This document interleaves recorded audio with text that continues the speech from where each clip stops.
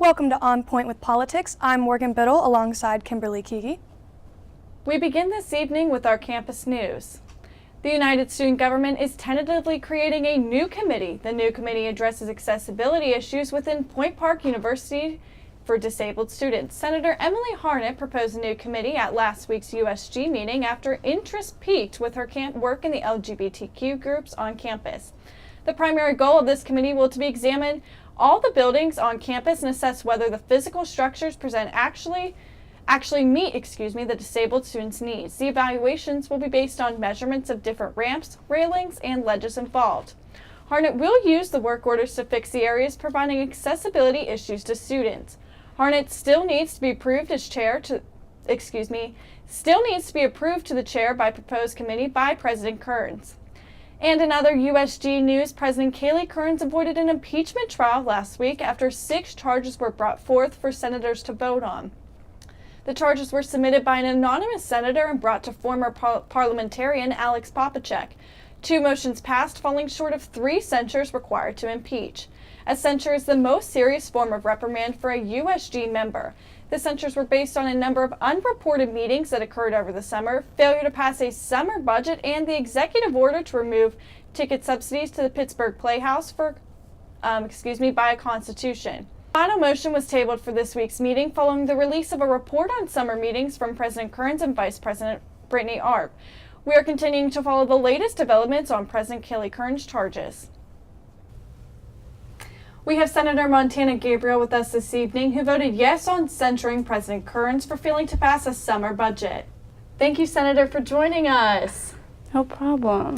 Well, the first question I wanted to ask you is why you chose to support the censures against President Kearns. Well, at that time, she had not yet released a summer budget, and from the way that she was defending herself after the censure was read aloud, was that she didn't know that she had to do it. So from that point, it seemed as though she wasn't even planning on doing it at all. So therefore, I thought at the time, yes. And then they ended up tabling that anyway. So we didn't vote on that till today, which she did have it sent out, the summer budget last week. But at the time, I just felt that using a defense of that the president last year didn't do it wasn't a good enough reason for her not to have it done. Now, you had mentioned former President Bobby Bertha, and I wanted to ask you a little bit about that. Had you ever read the 36-page Constitution in its full length? Not until this year, I'll be honest with you. Last year, the freshman senators didn't have much training, I'll be honest with you. We didn't know much, but this year the training was a lot better. They had a weekend retreat for the new senators, and I feel like this year everyone's a lot more self-conscious about the Constitution, and they want to follow it a lot better this year. Now, did you attend the retreat that just happened a few weekends ago? I did not. Okay. No. Did this set the tone for the new senators when you took these motions and charges at the new meeting, or was it a lot of retaliation from old senators like Haley Hoffman last year, who was a former senator? Yes. I believe this year, because the freshmen's first meeting with us was the censure meeting, that we didn't include them in the voting at first because we felt that it wouldn't be fair for them to vote on something when they weren't a part of it yet. So we felt as though they wouldn't have had enough knowledge on the situation. So I feel like a lot of old senators were very aware of the tension last year in the presidential debate with Kearns and Hoffman. And then with this year, the freshmen, they came in and they were very ready to voice their opinions. They listened to our debate, and our debates were very opinionated in the fact that we've been here. We expected more. I mean, there's a difference between a senator reading the 36 pages and the president reading the 36 pages. So I feel like that was our opinion, and then the freshmen, they came in and they were ready. Especially today, they had a lot of opinions to be voiced. Now, can you just give us a few examples of those opinions that you said were voiced on today's meeting? Well, a lot of the freshman senators were very, based off of what they've heard on the streets with their opinions. So some of them may have thought that we were, putting too much pressure on her, saying that because we didn't know it, that she also shouldn't know it. But then some senators also believed that she should know it because she is the president of the United Student Government. Well, I'd like to thank you again for being here, Senator Montana Gabriel, and we hope to have you soon again next time. Thank you. Thank you.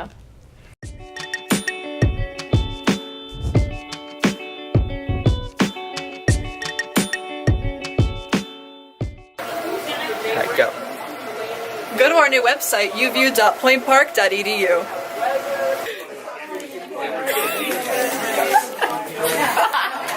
Go, go, go, go, go, go! Join UView and find your herd. Be like, join EOP. And 3, 2, join EOP. I was just saying, grab them now, or else I will stop. Yeah.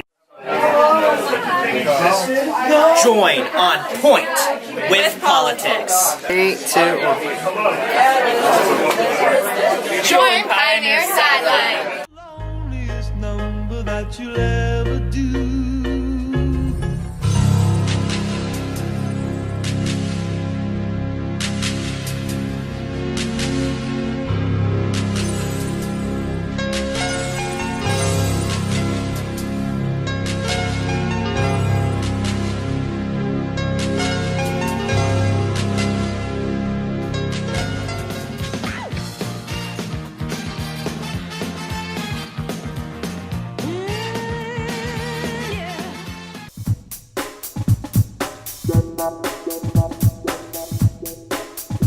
And before we take a look at the details of Brett Kavanaugh's confirmation to the Supreme Court, We have the latest developments on North Korea's efforts to move towards denuclearization.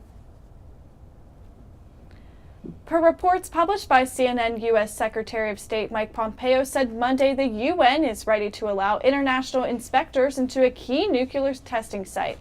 After the meeting, Pompeo told reporters that Kim Jong-un had agreed to open up a nuclear testing site. North Korea, however, claims to have destroyed that site. There is no date to be announced for the inspection. However, Pompeo is citing there's still a lot of logistics to be figured out.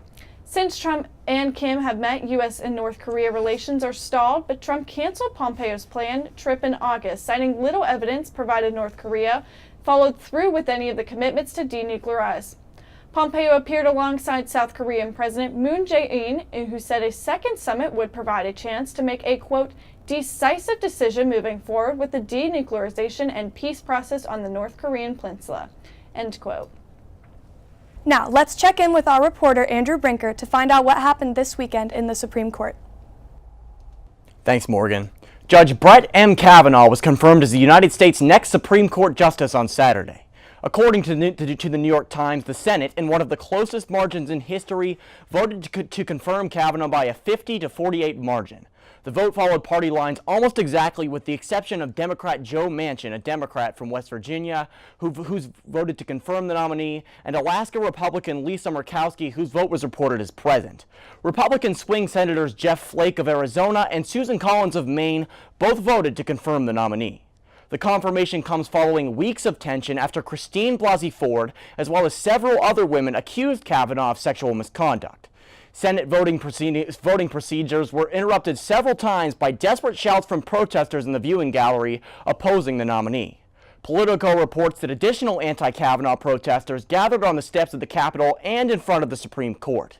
For many, Kavanaugh's confirmation seems eerily similar to that of Justice Clarence Thomas, who was also accused of sexual misconduct when he was nominated to the High Court. President Donald Trump expressed his pleasure with the Senate's decision and said of the judge, quote, "He's going to go down as a totally brilliant Supreme Court justice for many years." The Times reports that in the middle of the Me Too movement, Kavanaugh's confirmation has sparked disappointment in voters throughout the country, effectively setting the scene for the November 6th elections. The 53-year-old judge will leave a lasting effect on both the Supreme Court and the United States, as he will give the country its first conservative majority in years and serve as a justice for decades. Back to you at the desk. Thank you, Andrew. Per a report of CNN, President Trump says his administration is preparing for the aftermath of Hurricane Michael. It was upgraded from a tropical storm and is expected to hit the Florida Panhandle on Wednesday. It would be the first major hurricane to hit the Panhandle since Hurricane Dennis in 2005. President Trump said at a law enforcement convention in Florida, quote, "As Hurricane Michael nears landfall, we are working with state and local officials in Florida to take all necessary precautions, and we urge residents to be prepared and to heed local officials," end quote. Hurricane Michael is now the 7th hurricane of the year in the Atlantic Basin, which is higher than the normal average by 2 hurricanes. As the storm is now passing through Cuba, the National Hurricane Center warns that it could be upgraded from a Category 1 to a Category 3 by the time it hits the U.S. Florida Governor Rick Scott has declared a state of emergency for 26 counties, alongside warnings of homes could be left without electricity or water for several days to weeks after the storm passes. On Point with Politics will be right back after this short break.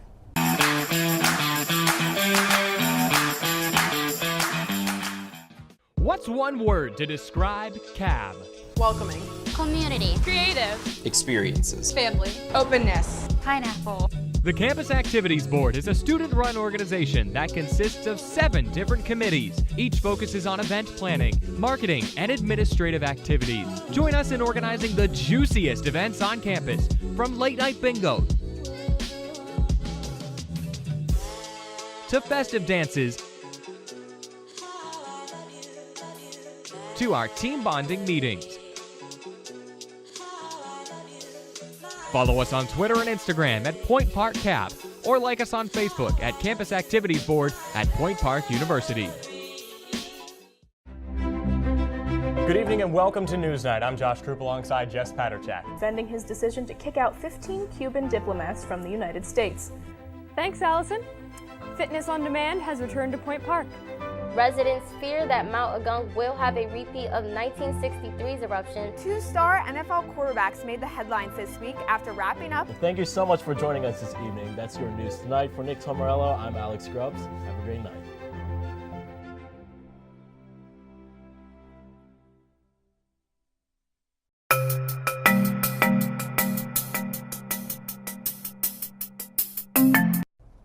And in a new segment this week, we'll take a look at the most recent polls and find out whether the Senate is projected to swing blue this year in the midterm election. The National Transportation Safety Board is looking into limousine safety standards after it was discovered that the limousine company involved in the deadly crash which killed 20 people Saturday in upstate New York repeatedly failed vehicle inspections, according to the New York Times. The company, Prestige Limousine, owned 3 vehicles which, according to CNN, failed repeated inspections. The limousine that was involved in the crash had been inspected in the past month, but failed. New York State Governor Andrew Cuomo quoted as saying it was not supposed to be on the road. While the exact cause of the crash is still unknown, Governor Cuomo says that officials are, quote, looking at both mechanical malfunction and driver errors. According to the Times, Governor Cuomo also shared that the driver involved in the accident did not have the proper license to operate the vehicle. While many were shocked and in disbelief as to how this could happen, locals described the intersection where the accident occurred as, quote, notoriously dangerous, with its T-shape and speeding traffic. According to the Times, local officials from the Department of Transportation are also quoted as calling the intersection a high-accident location and discussed plans to turn it into a roundabout. 20 people were killed in the accident, including 2 pedestrians. CNN quotes National Transportation Safety Board Chairman Robert Sumwalt as calling it the most deadly transportation incident in this country since February of 2009. The vehicle, a modified 2001 Ford Expedition, has the NTSB concerned because, quote, aftermarket modifications often affect a vehicle's structural integrity and safety. They are also looking into the regulations around seatbelts, as former managing director Peter Goals says that rear passengers are not required to wear seatbelts. The aftermath of this crash continues to bring up many concerns of lack of seatbelt warning. With the midterm election just 6 weeks away, our reporter Dennis McDermott takes a look at the state's political party projections. The day is fast approaching when it is decided whether Republicans retain control of the Senate or if Democrats take over the Congress. Although momentum does appear to be swinging in favor of the Democrats, they will have their hands full trying to hold on to the 25 seats up for re-election, while the Republicans will only have to defend 7. On top of that, the Democrats would have to capture at least 3 of the 7 Republican seats to take that majority.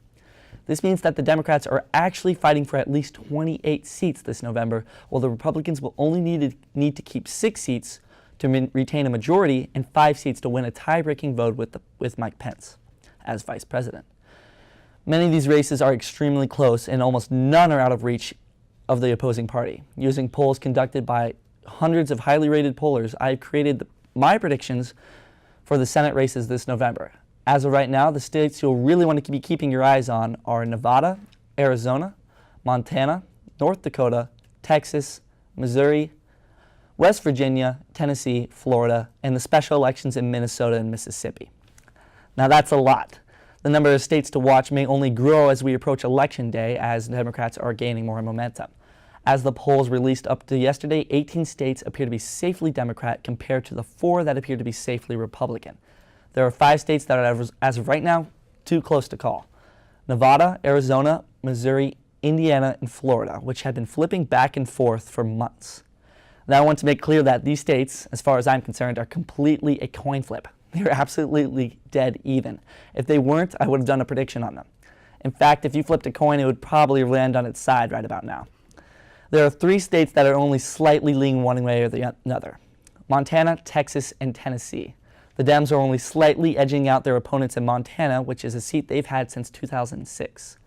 The Republicans have to be surprised that both their red strongholds in Tennessee and especially in Texas are up for grabs. They still hold on to slight margins in both for now. And finally, there are 5 states that are close but mostly leaning one way: North Dakota, West Virginia, New Jersey, and the special elections in Minnesota and Mississippi. I currently have the Democrats losing North Dakota and the Mississippi special election, and winning in West Virginia, New Jersey, and the Minnesota special election. Even if the coin flips land on their sides in the states that are too close to call, the Republicans will finish with 50 states to their name as of right now, which will be enough to break any tie for at least the next 2 years, as the Republican vice president will break their tie in their favor. That being said, the Dems are slowly gaining points in the states that they're behind and widening the margins in the states that they are already winning. Is it too late for the Democrats, or will the Republicans experience another 2 years of dominance? Time will tell. And when we return, we'll find out what platforms were addressed at the Lieutenant Governor's debate.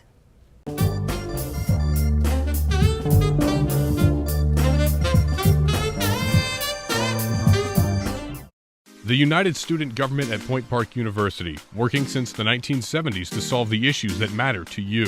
What concerns do you have about the university? Student life, safety, food service? Send us an email to studentconcerns@pointpark.edu or stop by our office on the 7th floor of the Student Center. You can also attend our weekly open meetings on Mondays at 3:15.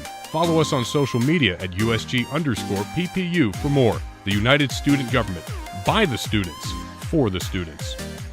The Point Park Sports Network, bringing you live coverage of Pioneer Athletics on Stretch Internet, the home of the River States Conference and the NAIA.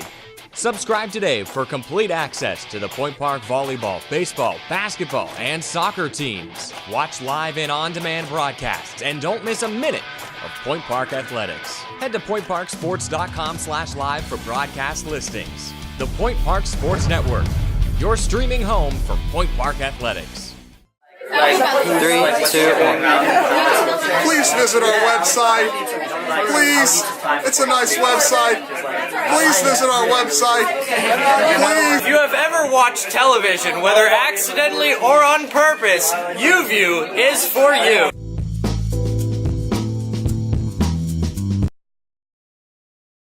Let's check in with our regional and local reporters. Trump's tariff policies could cause an increased amount of food to be given to the Greater Pittsburgh Community Food Bank.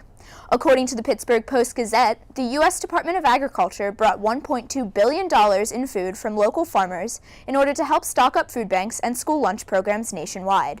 This is part of a $12 billion subsidy to help protect farmers from retaliatory tariffs. It was apparent this could be a problem when nations with Trump-imposed tariffs put high taxes on their goods. The $1.2 billion were spent on food like pork, apples, dairy, and other fruits and nuts. Shannon Powers, press secretary for the Pennsylvania Department of Agriculture, said, quote, "We don't yet know how much Pennsylvania will get or what the commodities will be," and she claims that some food will be directly from local farmers. The Pittsburgh Food Bank is working to spread the food equally throughout their chain of food distribution centers in order to avoid wasting resources. However, groups like Just Harvest, an anti-hunger nonprofit based out of Pittsburgh, called the plan a poorly thought-out trade policy and claimed that the Department of Agriculture should not be proud of their work when they attempted to get Congress to cut money from food stamps. Back to you, Kimberly and Morgan. Nick Tomarello has the latest details on the race for Lieutenant Governor. Pennsylvania Lieutenant Governor candidates Jeff Bardos and John Fetterman debated Saturday at WPXI Studios. According to the Post-Gazette, the two candidates spent a majority of the debate criticizing each other's gubernatorial running mate instead of criticizing each other. Bardos said, quote, Governor Wolf works for the teachers' unions. We will work for the students of Pennsylvania, the parents of Pennsylvania, and the teachers of Pennsylvania. Fetterman said that the unions are facing a, quote, existential threat, and that the Republican gubernatorial candidate Scott Wagner would exterminate them. Mr. Fetterman would also support an assault rifle ban in the state, saying that there is no reason to have a military-grade weapons in the hands of civilians. Now, Mr. Bartos said that the state underfunds mental health services, but he didn't say anything about restricting firearms. Both candidates also spoke on the overall power they believe their position as lieutenant governor should hold. Fetterman wants to see the position expanded into a bigger role, and Bartos believes that the governor and lieutenant governor should be a, quote, cohesive working unit, saying he doesn't support the idea of getting rid of the position. The race between John Fetterman and Jeff Bartos will come to an end on Election Day. All state house seats are up for re-election, as well as a U.S. Senate seat race between Democrat Bob Casey and Republican Lou Barletta. Pennsylvania will also choose between incumbent Governor Tom Wolf or his businessman challenger, Scott Wagner. Election Day is just weeks away on Tuesday, November 6th. Now back to you at the desk.